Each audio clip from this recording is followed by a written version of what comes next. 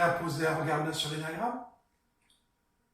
Aujourd'hui, j'ai envie de vous parler de la blessure d'abandon et de ses conséquences en termes de construction énagramme et du lien très simple qu'on peut tirer entre cet abandon et la capacité à construire ou à privilégier une stratégie d'énagramme.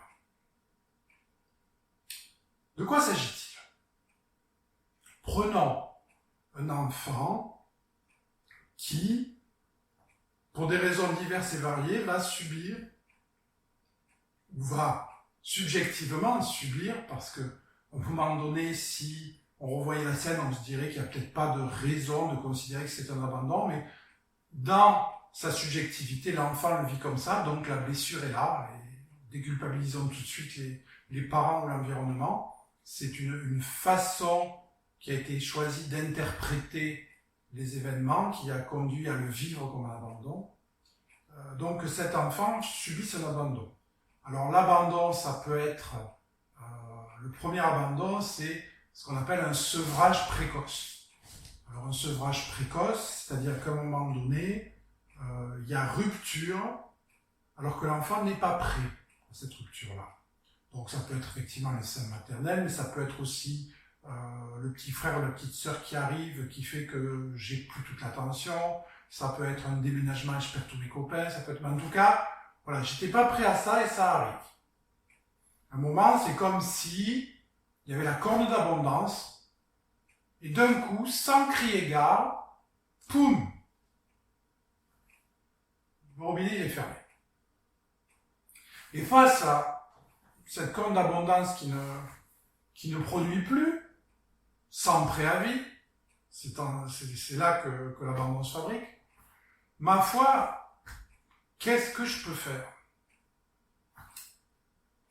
Alors bien sûr, on va taper à la porte et dire « Oh, vous avez oublié de me donner ce que vous me devez là aujourd'hui, ou ce que j'ai droit d'habitude, qu'est-ce qui se passe ?» Et ça répond pas.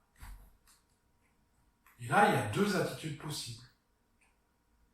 La première attitude, ça va être de se dire, alors tout ce que je vous raconte, de se dire, etc., c'est des processus inconscients, bien entendu. Hein. On ne va pas s'imaginer que, tiens, je me suis dit consciemment. Ça se fabrique comme ça, c'est un peu métaphorique, ce que je veux dire.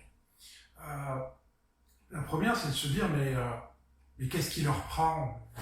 Ils sont pas bien ou quoi, là? Ça va pas du tout, ça. Et du coup, ben ma foi, puisque c'est arrivé-là, je vais chercher une corne d'abondance ailleurs. Et du coup, on va se mettre en quête de ce qu'on appelle en psychologie l'objet transitionnel, le doudou qui remplace la chose qu'on n'a plus. Et donc, l'individu se met en quête d'une autre corne d'abondance, d'un objet transitionnel, et il va trouver quelque chose. Et puis, il va le goûter, et puis, ouais, c'est pas mal, mais c'est pas tout à fait ça. Donc, il va le jeter, finalement, ça va pas, et peut-être aller voir autre chose. Et puis, ça ne va pas. Donc, le mouvement va s'intensifier. Et ça va peut-être même finir par donner un mouvement où j'attrape l'objet transitionnel, la future corne candidate. Mais tiens, j'ai déjà remarqué un autre truc qui pourrait être mieux, donc je le goûte même plus. Et comme ça, le mouvement s'accélère, je vais aller d'objet transitionnel en objet transitionnel, dans une quête d'un paradis perdu, sans jamais obtenir satisfaction. Et me mettre à papillonner, et me mettre à fabriquer du mécanisme 7. Le mécanisme 7, c'est une quête d'un paradis perdu, jamais satisfaite, et qui s'est accélérée, on n'en vient à même plus valider que ça pourrait être un paradis aussi. Et on voit très très bien la dynamique du 7 là-dedans. L'autre réponse à la corne d'abondance qui s'est arrêtée, qui s'est tarie, c'est de ne pas dire qu'est-ce qui leur prend là-haut.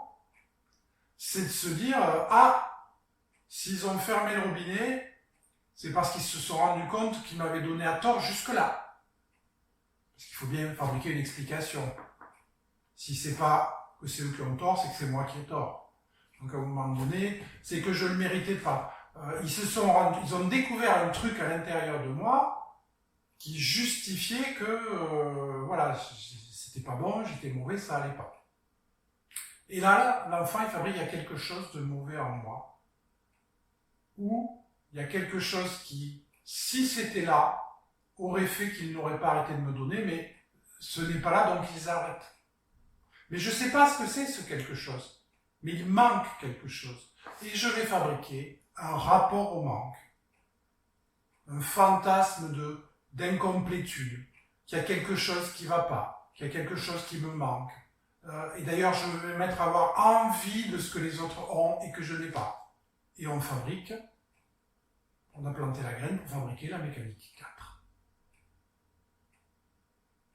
Vous voyez, finalement, c'est très simple. Voilà, c'est tout pour aujourd'hui. À bientôt.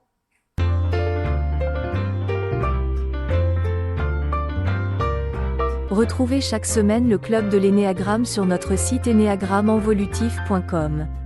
Vous y trouverez des articles, des vidéos, des tests, un outil pour dissiper vos confusions sur les stratégies, un e-learning de découverte gratuit, des formations pour vous initier ou pour aller plus loin, jusqu'à l'utilisation de l'ennéagramme en tant qu'accompagnant.